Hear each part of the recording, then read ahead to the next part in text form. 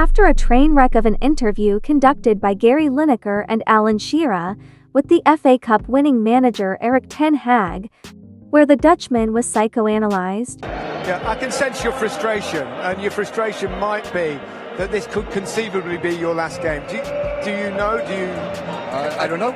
Where he was put on the spot to address all his critics. Do you feel like you've been unfairly treated by the media, by the likes of ourselves?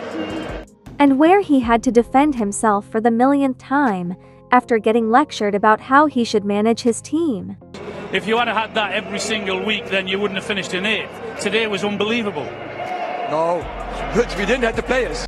And as you can imagine, this led to some backlash online, which even grabbed headlines when fans aired their disdain for Lineker's and Shearer's unprofessional questioning and comments, especially after Ten Hag and his men just did what most deemed impossible, beating Manchester City in the FA Cup final. This then prompted Lineker to respond to the backlash on The Rest is Football podcast with Alan Shearer and Micah Richards. And if you were wondering whether anyone felt the need to apologize, or did they just double down, well, here's some comments from the podcast. Lineker said, "Obviously it's our job to be critical on occasions, we have to say what we think."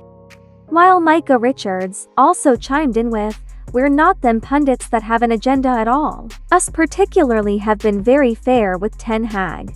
With Shearer adding, "I just felt I was well within my rights. If we didn't criticize you, then we would look foolish. And that's why I felt it was right that I could come back at him." If you want to catch the full podcast with this three that criticize people while being critical of people that criticize them back, then click on the link in the description.